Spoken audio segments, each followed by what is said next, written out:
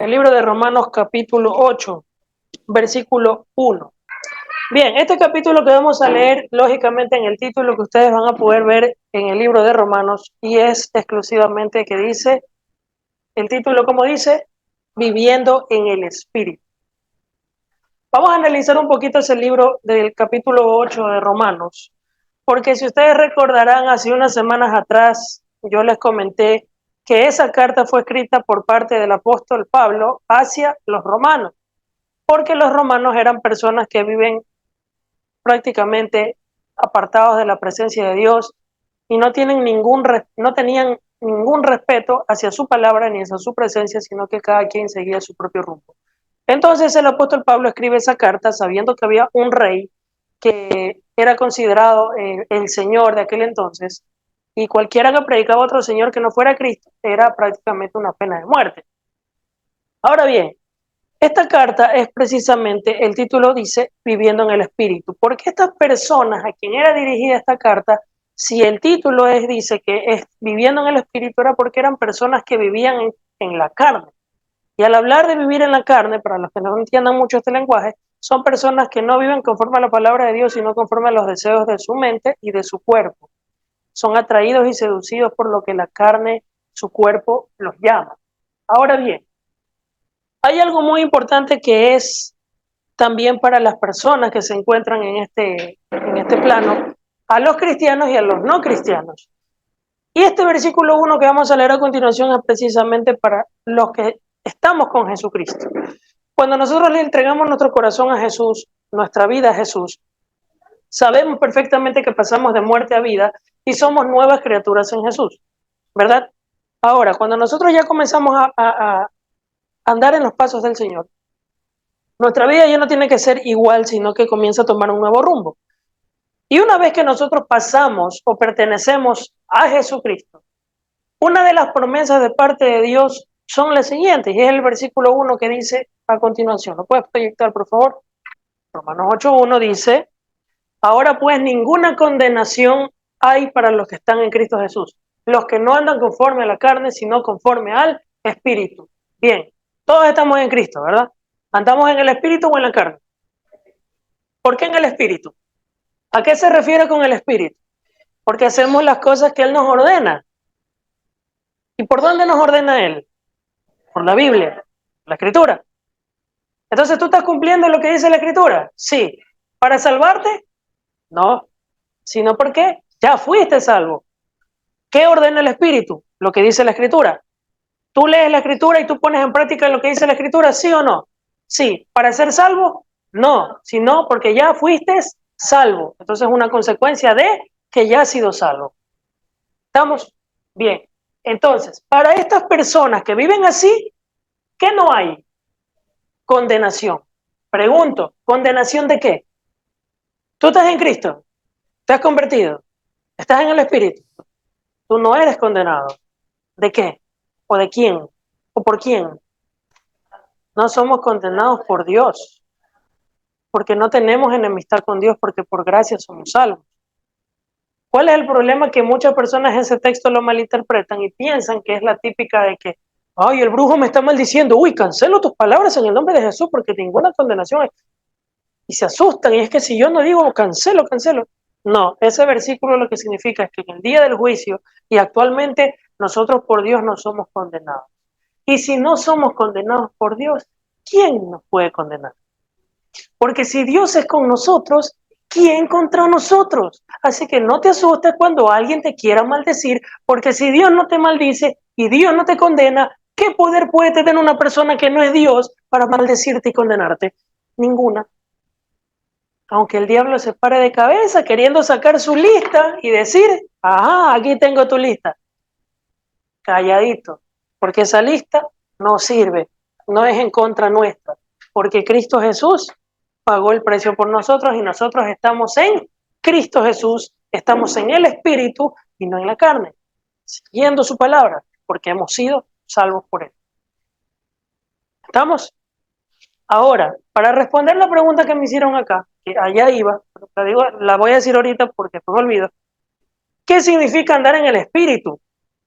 Gálatas capítulo 5, verso 19. Si se dan cuenta, el versículo que leímos dice, ninguna condenación hay para los que están en Cristo Jesús, los que no andan conforme a la carne, sino conforme al espíritu. Entonces, ¿quiénes son los que andan en la carne y quiénes son los que andan en el espíritu? Vamos a ver quiénes son los que andan en la carne. Verso 19, ahí está. Manifiestas son las obras de la carne que son. Repito, ¿qué decía Romanos 8? Ninguna condenación hay para los que están en Cristo, los que no andan conforme a la carne, sino conforme al espíritu. ¿Quiénes son los que están en la carne? Manifiestas son las obras de la carne que son, ¿qué es el adulterio? Ser infiel en el matrimonio. Tú estás casada y ustedes estando casados, él te pone los cachos con otra o tú le pones los cachos con otra. ¿Eso se llama? No. Adulterio. ¿Por qué? Porque están casados. Pero adulterio no solamente es serle infiel a tu esposo o a tu esposa. ¿Qué es adulterio?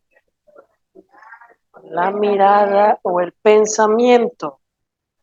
¿Necesitas estar casado para adulterar con la mirada o el pensamiento? ¿Sí o no? Ustedes no están casados. ¿Este versículo aplica para ustedes el adulterio si es que ustedes andan en la carne? ¿Sí o no? ¿Qué es el adulterio? Engañar a su pareja dentro del vínculo matrimonial. Ya. Ustedes no están casados, ustedes solo son enamorados. ¿El adulterio aplica para ustedes que no están casados, sí o no? Sí aplica también. ¿Qué dijo Jesucristo? Que si tú miras con el rabo del ojo a una mujer para codiciarla, ya adulteras con ella en tu corazón. Eso se lo dijo a solteros. ¿Sabes por qué? Porque cuando tú estás soltero, tú no le perteneces a tu hombre o a tu mujer. Tú le perteneces a Cristo. Y si tú, al serle infiel a Cristo, por satisfacer los deseos de tu carne, con un hombre o con una mujer, eres adúltero, porque tú al estar casado con Cristo, le estás siendo infiel a tu esposo que se llama Jesús. Por mirar pornografía y masturbación. O a otras mujeres, o andas en el bus y le estás viendo el rabo. O a otro hombre que se saca la camiseta a Tori y los pepudos ahí. ¿Ya? Ay, no, que lava el bigotito y ya. Cuidado. Eso es adulterio. Ahora, alguno me dirá, pero a ver, ¿y que nosotros sentimos? Sí, sentimos, pero ya no estamos en la carne, estamos en el espíritu. Y ya la carne no tiene dominio sobre nosotros, sino que el espíritu domina nuestra carne, porque estamos en el espíritu. No es que estemos libres de tentación, la tentación va a estar, ¿o no? Si se sube una man al bus y tú estás en el bus, ¿vas a sentirte tentado si se te pone una mujer ahí, sí o no? Tranquilo que no te va a hacer nada. La carne te va a llamar porque así somos. Pero si estamos en Cristo, ¿qué vamos a hacer? Mirar el pescuezo para otro lado. Y no es difícil. El que recién está saliendo de eso se le va a hacer complicado, pero va a luchar hasta vencerlo y el Señor lo va a ayudar. Pero el que ya está adiestrado en el buen sentido de la palabra, ya no le es difícil. Te lo digo por experiencia. Como hombre. En el caso de las mujeres, no sabría cómo decirlo porque no soy mujer, pero la que ya ha salido de esa situación sabrá explicarlo, pero yo creo que es algo parecido. Entonces, si a ella se le aparece un chico de la talla de ¿qué puedo decir? No, póngame el ojo más salvaje. ¿Qué será? ¿Un Capitán América? Como ya, gracias por la acotación. José, cuando fue tentado por la mujer del faraón, mira, el faraón era guapísima esa mujer. Y de esa mujer se le destapó. Y él salió pisado, patitas para que te tengo, huyendo, no enfrentando, no enfrentes la tentación, huye, sale corriendo. Entonces, sí, eso es ser valiente. Eso es ser valiente, salir huyendo, no que te quedas ahí. Como hoy en día la gente quiere enseñarlo. Entonces, regreso al tema del adulterio. Jesús dijo, el que mira con el rabo del ojo a una mujer para codiciarla, ya adultera con ella en su corazón. Adulterio. Si tú estás con Cristo Jesús y viene un chico y una chica a calentarte la orejita calentarte otra cosa, y tú pagas piso y le eres infiel a Jesús por ese chico o esa chica, tú ya adulteraste porque le fuiste infiel a tu esposo Jesús, seas hombre o seas mujer. ¿Estamos? Hombres y mujeres y a cualquier edad. Y casados, lógicamente ya con mucha más razón cuando le eres infiel a tu esposo o a tu esposa. O sea, el adulterio va más allá. Incluso la idolatría, el pecado de la idolatría, que ya lo vamos a ver, no solamente es inclinarte ante muñecos. Ya voy allá, no me voy a adelantar. Terminamos el tema del adulterio. ¿Ya? ¿Sí queda claro el tema del adulterio? Ahora bien, cierro con este último verso, para no leerlo. Ustedes sí se acuerdan del versículo que dice, oh almas adúlteras, cualquiera que sea amigo del mundo se constituye en enemigo de Dios. El que quiere ser amigo del mundo se constituye en enemigo de Dios. ¿Dónde está eso? Si mal no recuerdo, creo que está en el libro de Santiago, pero sí se los he enseñado muchas veces, ¿sí se acuerdan? Oh almas adúlteras, ¿no sabéis que la amistad con el mundo es enemistad contra Dios? Cualquiera que quiere ser amigo del mundo se constituye en enemigo de Dios. Así textual dice. ¿Cómo empieza la palabra? Oh almas adúlteras. ¿Quieres ser amigo del mundo? ¿Qué es ser amigo del mundo? ¿Quieres irte a un concierto de Don Omar? Eso es ser amigo del mundo. ¿Quieres irte a una discoteca a perrear hasta abajo? Eso es ser amigo del mundo. ¿Quieres meterte alcohol, droga o irte las cosas que los jóvenes viven hoy en día y los adultos también? Eso es ser amigo del mundo. Santiago capítulo 4, ahí está por las que están tomando apuntes. Gracias. Entonces, ser amigo del mundo es ser enemigo de Dios. ¿Y qué es ser amigo del mundo? Es participar de las cosas que este mundo te ofrece, como por ejemplo las que acabo de mencionar. ¿Y cómo las llama? Almas adúlteras. ¿Por qué?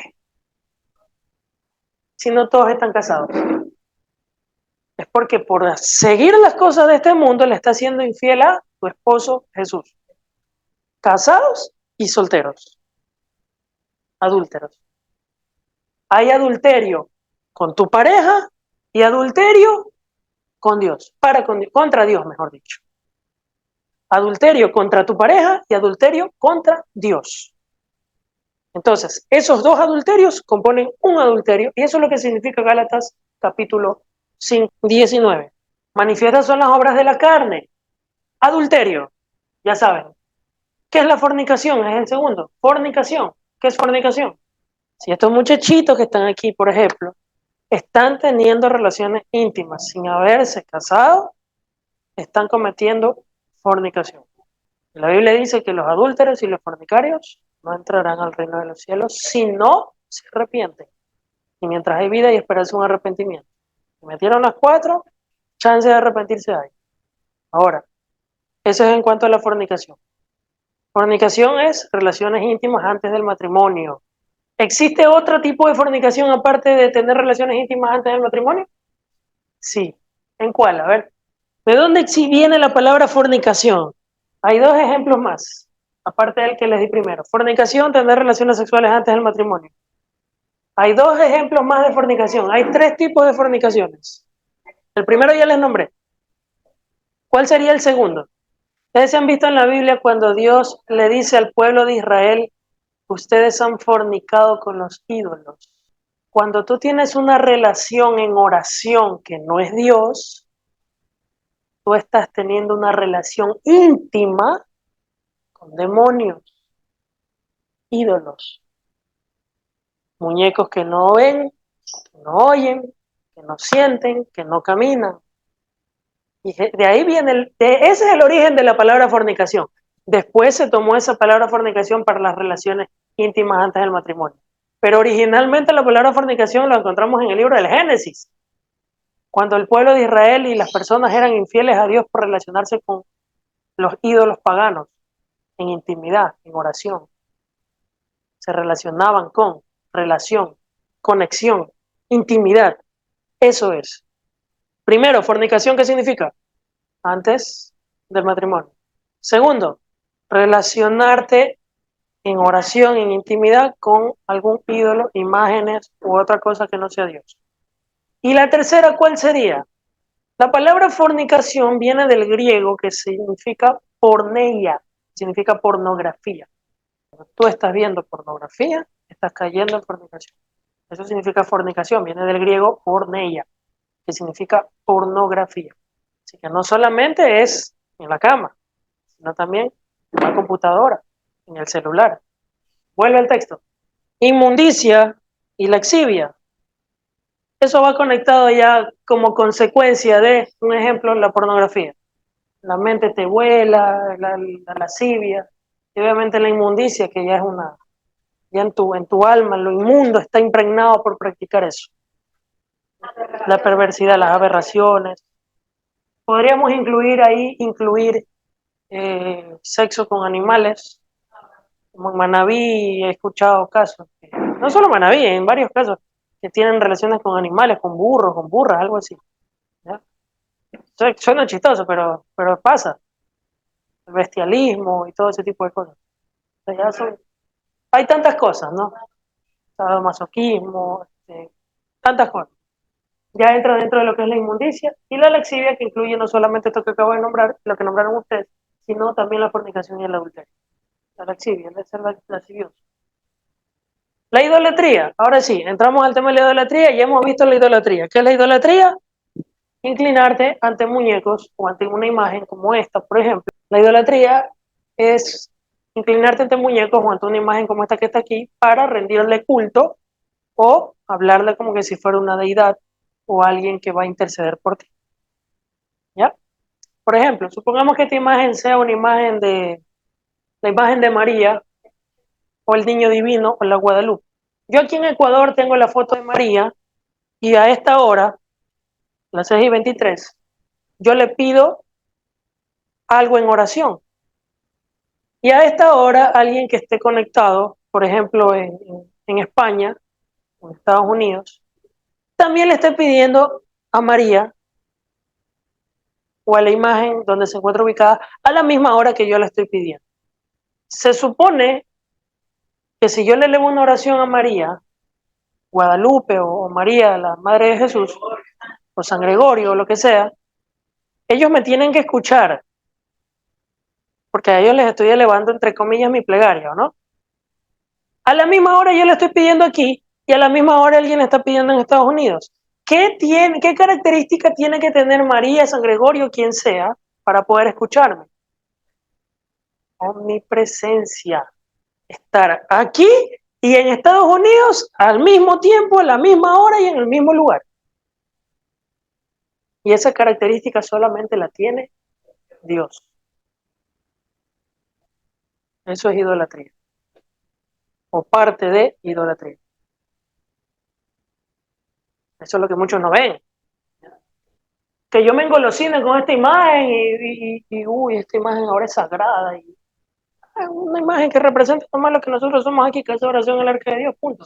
Las manos representan el arrebatamiento de Cristo, que Cristo viene por nosotros, que somos esta casa, que es la que estamos reunidos, el arca, que se llama el arca, donde nos reunimos, es nuestra casa, que está en el arca, y lo que hablamos aquí está fundamentada en la palabra de Dios, la Biblia, en los versículos de Marcos y Mateo. Mi casa será llamada casa de oración, eso es lo que significa estos textos, y que Cristo murió por nosotros en la cruz y somos sellados por el Espíritu Santo de Dios, esperando el regreso de Cristo que viene por nosotros a llevarnos en el arrebatamiento. Eso significa esta imagen. Lo que representa esta imagen no es idolatría, simplemente es lo que a mí Dios me mostró en sueños y en la Biblia, y esto es lo que yo le pedí a una amiga que me ayude a dibujarlo y lo dibujó y aquí está la imagen. Y ahí comenzamos ya el culto que tenemos atrás. El arca de Dios, casa de oración. Ya de casa de oración al arca de Dios. Pues sí somos el arca. El arca de Dios. Pero eso es lo que significa esto. Así que cuando alguien le pregunta, ¿y qué significa eso? Ya saben qué responderle, ¿no? Entonces, pero esto se puede quemar, se puede dañar y ya, o sea, murió. No tiene nada sagrado. Lo sagrado es lo que está en la escritura. Eso es lo sagrado. Entonces, esto es una foto nomás, quiera. Ahora, no quiere decir que por eso voy a tener todo este lugar lleno de fotos, porque es que igual que yo tenga fotitos no pasa nada, igual no es idolatría, pero tampoco voy a llenar de fotos todo esto. Que no está mal. Pero si sabemos que la Biblia dice que somos dulces para la idolatría, es mejor no tener. Si no, pregúntenle al pueblo de Israel que era dulce para la idolatría. Un escalón que veían ahí, ya lo hacían un altar y Idolatría. Buen punto. Hay gente que tiene la Biblia como que la Biblia es sagrada, pero no por no la tienen por lo que dice internamente, sino por a ver, es color negra, es brillosa. Déjame abrirla para que la bendición esté en mi casa y los ladrones no se metan a mi casa. Y cuando me salga la toco y me persino. Así no es, eso no sirve. Eso también es idolatría. Así no es. La Biblia es sagrada, tú la puedes besar, bendito es tu nombre, Señor, pero no porque, ay, esto es como un amuleto y... No, no, no. Esto es sagrado, pero siempre y cuando lo que está aquí lo tengas acá y lo pongas en práctica. Sí, es sagrado esto, pero no para que lo utilices como un objeto de amuleto o de idolatría. Cuidado. El contenido en sí es sagrado. Entonces, regresamos. Vamos, proyecta por favor la idolatría. ¿Qué más es idolatría? ¿Cierto? ¿Cuál es la idolatría principal? Inclinarte ante muñecos o ante fotos o ante imágenes para hablarle o rendirle culto. Punto.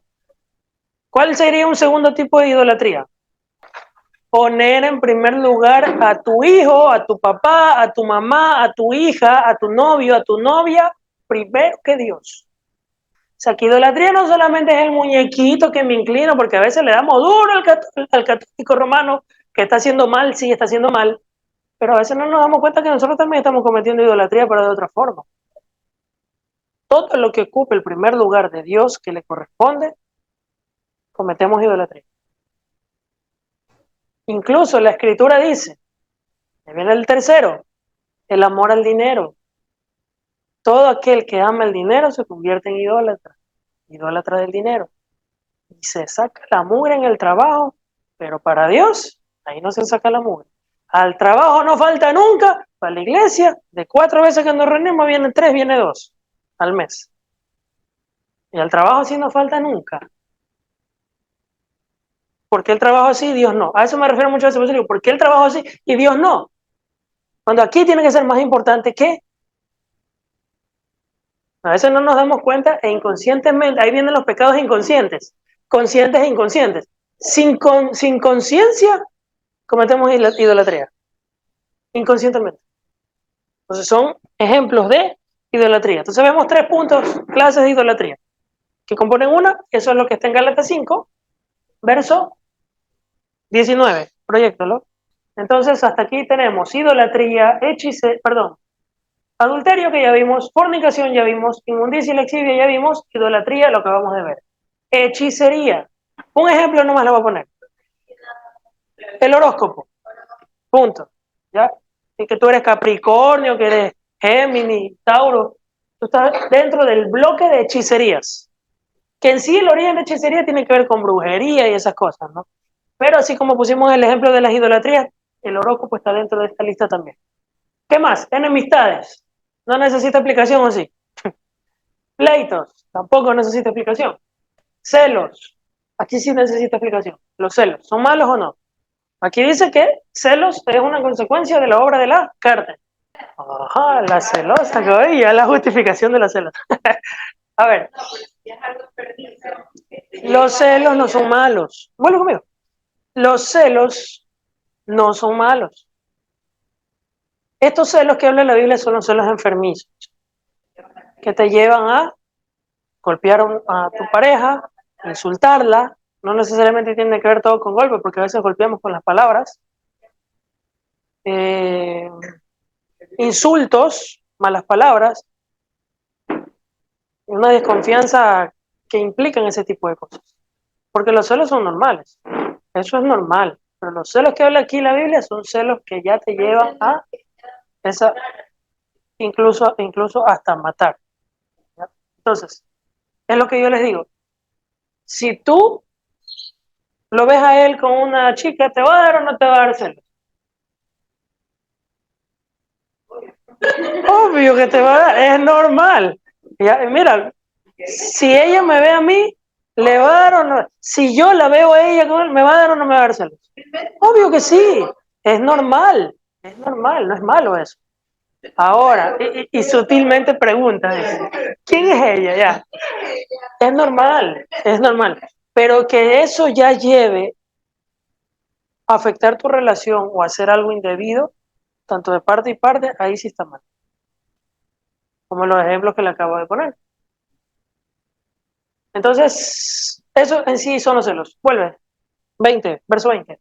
Dice, iras. ¿Es malo enojarse? No. La Biblia dice, airaos, pero no pequéis. La Biblia dice que sí puedes airarte. Entonces, ¿qué significa esta ira? Es la ira que lleva parecida al celo, a punto de agredir a una persona verbal o físicamente. De ahí, la ira es normal. Enojarte es normal. No está mal enojarte. Yo a veces me enojo cuando faltan. Me han visto. Es normal. Pero que yo ay, es que cuando no vienen, entonces ya no hagamos nada y ya me estoy harto, ya me estoy dejando llevar por la ira y estoy cometiendo pecado. Entonces la ira no es mala, pero esta ira se refiere a una ira que te lleva a algo que a Dios le desagrada. Ahí sí es mal. Contiendas, ya lo sabemos. Envidias, verso 20, estamos en iras, contiendas, disensiones, herejías. ¿Saben lo que es herejía? Usar un texto de la Biblia y sacarlo fuera de contexto. Por ejemplo, la Biblia dice que los que no diezman están robando a Dios porque Malaquías dice que tú robarás si no diezmas. Yo estoy usando un texto, sacándolo fuera de contexto para obligarlos a ustedes a que diezmen. Estoy siendo un hereje. Si yo utilizo la Biblia porque dice en un versículo, lo que vimos la semana pasada, ¿se acuerdan? Que el bautizo de los muertos. Eso es herejía. Utilizar un versículo nada más para sacarlo de contexto y hacer una práctica que la Biblia no ordena. Cuando leímos el contenido completo de la semana pasada de lo que significaba el bautizo de los muertos, no se refería a bautizar muertos literal o a alguien que se bautiza en nombre del muerto. ¿Qué significaba el texto cuando lo vimos en su contexto? ¿Qué significaba? Estaba hablando de la muerte de Jesús, que nosotros nos bautizamos por el que murió y resucitó. A eso se refiere a bautizarse con el muerto, con el que murió y resucitó, porque la discusión ¿cuál era? Que algunos no creían en la resurrección de los muertos. Y Pablo decía, entonces, ¿para qué nosotros nos bautizamos por los muertos si los muertos no resucitan? ¿Para qué nos bautizamos por Jesús que murió si no resucita? Jesús resucitó, está vivo. Ese era el contexto. Entonces, si yo saco fuera de contexto y solamente leo un pedacito y digo, aquí dice el bautizarse por los muertos. Entonces, cuando un familiar tuyo muera y no se bautizó, tú te vas a bautizar en nombre del que falleció. Eso es una herejía. Usar un texto y sacarlo fuera de contexto. Nada más, como ejemplo nomás. ¿Qué más dice? Envidias, no necesita aplicación. Homicidios, tampoco. No, sí, homicidio. ¿Qué es un homicida? Alguien que mata. Pero la Biblia también dice que si tú aborreces a tu hermano, te conviertes en homicida. O sea que si tú no amas a tu prójimo, eres un homicida. ¿Estamos? ¿Qué más? Borracheras. ¿Para qué explicarlo? Orgías. ¿Qué es orgías? Orgías aquí significa lo que ya sabemos. Ya. Pero también tiene significados de farras desenfrenadas. En discotecas con hasta abajo. Eso significa orgías también. Lo que pasó en Salinas, en Carnaval. Y lo que pasa en las discotecas. Eso es todo. Eso es orgías. Y cosas semejantes a estas, dice, aquí ya entraría la marihuana, etcétera, etcétera, ¿no? En otros versículos hay otras palabras que no están aquí, que entran dentro de los deseos de la carne. Y dice acerca de los cuales los amonesto, como ya se los he dicho antes, que los que practican tales cosas no heredarán el reino de Dios. Esos son los que andan en la carne. Y los que andan en el espíritu, ¿quiénes son? Amor, gozo, paz, paciencia, benignidad, bondad, fe, mansedumbre, templanza. Contra tales cosas no hay ley. Pero los que son de Cristo han crucificado la carne con sus pasiones y deseos. Si vivimos por el Espíritu, andemos también por el Espíritu y no nos hagamos vanagloriosos, irritándonos unos a otros y envidiándonos unos a otros. ¿Ok? ¿Eres de Cristo? Tú has crucificado los deseos de tu carne con tus pasiones, los que ya vimos. Y como has crucificado lo de arriba, tú automáticamente andas en el espíritu que es amor, gozo, paz, paciencia, benignidad, bondad, fe, mansedumbre, templanza, que son los frutos del Espíritu. ¿Estamos? Y entonces, para finalizar, regresamos a Romanos capítulo 8, que fue donde empezamos. Romanos capítulo 8, verso 1. Ahora sí, se puede entender qué dice la Escritura. Ninguna condenación hay para los que están en Cristo Jesús. Porque Gálatas decía que los que están en Cristo han crucificado su carne con sus pasiones y deseos. Entonces, Romanos 8:1 dice, ahora pues, ninguna condenación hay para los que están en Cristo Jesús, los que no andan conforme a la carne, sino conforme al Espíritu. Entonces, si tú no andas en lo que vimos en Gálatas, tú automáticamente estás en el Espíritu, porque el que está en Cristo está en el Espíritu. Y aquellos que andan así, ninguna condenación van a recibir de parte de Él. Tenemos toda la garantía y la seguridad de que en Cristo Jesús tenemos la confianza de poder acercarnos a Él como cuando nos acercamos a nuestro papá o a nuestra mamá. Con toda la confianza del mundo, sin ningún sentimiento de culpabilidad, sabiendo que en Él tenemos un Padre y nosotros somos sus hijos. Y en Él tenemos la puerta abierta, el camino abierto para acercarnos confiadamente a Él y que Él no nos pueda reprochar, ni reprendernos, ni decirnos algo a nosotros que pueda ser perjudicial para nosotros, porque ya nosotros estamos sellados con su Espíritu Santo, que es la garantía de la redención adquirida para cuando Él regrese por nosotros, podernos ir a su presencia con toda la confianza. Entonces, ¿cuál es el mensaje de aquí en todo esto?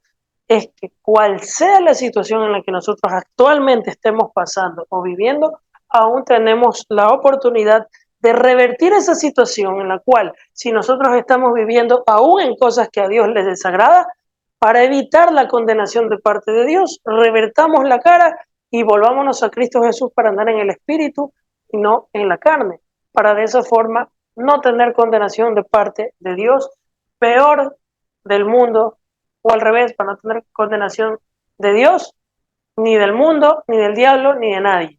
Porque si Dios no nos condena, nadie nos puede condenar. Tenemos la bendición de Dios total y abierta para cada uno de nosotros, porque para eso Cristo lo pagó en la cruz, para eso Cristo murió en la cruz, para nosotros poder tener acceso a las bendiciones que Dios tiene para cada uno de nosotros. Pero para eso tenemos que estar en el Espíritu y no en la carne. Entonces, debemos de tomar en serio esto que dice la Escritura, porque nosotros como hijos de Dios no podemos seguir viviendo igual, porque los que son de Cristo han crucificado las pasiones, los deseos de su carne con sus pasiones y deseos. Y todas esas cosas nosotros tenemos que ir crucificándolas a diario, para nosotros poder vivir en el Espíritu, y así la gloria de Dios se manifieste aún más y más en cada uno de nosotros y poder vivir en paz y tranquilidad con Dios. Y con autoridad poder hablar de las personas de lo que nosotros estamos viviendo. Amén. Entonces, vamos a ponernos de pie y vamos a orar a Dios. Vamos a orar y vamos a decirle, Señor, Padre, en el nombre de Jesús, te damos gracias por el mensaje de tu palabra, pues hoy hemos entendido una vez más, Padre eterno, que la condenación que estaba en contra nuestra, hoy ya no la tenemos.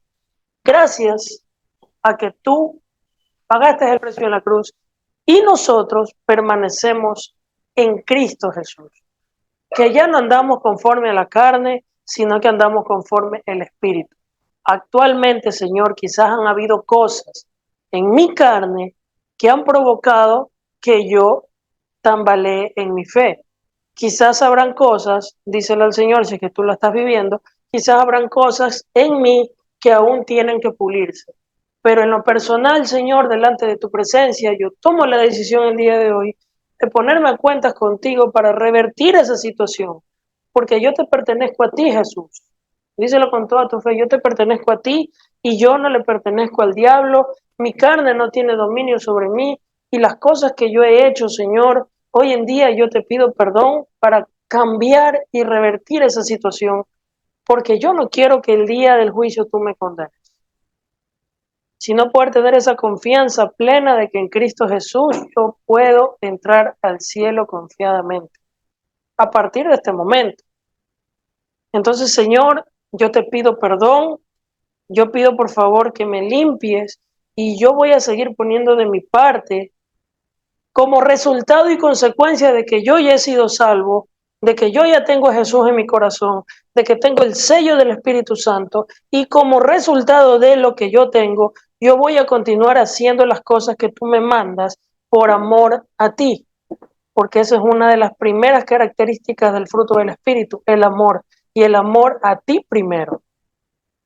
Entonces, Señor, te pido en el nombre de Jesús que por favor perdones mis pecados, me limpies y me ayudes a vivir conforme a tu voluntad, conforme a tu palabra, porque en Cristo Jesús soy una nueva criatura y voy a empezar a crucificar y a morir estas cosas que a ti te desagradan, porque tengo esta bendición y esta garantía de que con el sello de tu Espíritu Santo no tengo ninguna condenación en Cristo Jesús y yo vivo en el Espíritu y no en la carne. Señor, tengo paz contigo. Tengo paz contigo porque sé que tú me estás escuchando y sé que tú me has perdonado y sé que me vas a seguir puliendo hasta que tú regreses por nosotros. Mi Dios, ayúdame a serte fiel y a llegar a las personas que no te conocen para que también te sean fieles a ti. Bendito Dios, gracias te damos por tu palabra, exaltado sea tu nombre, bendito eres por los siglos de los siglos. Amén y amén. Amén.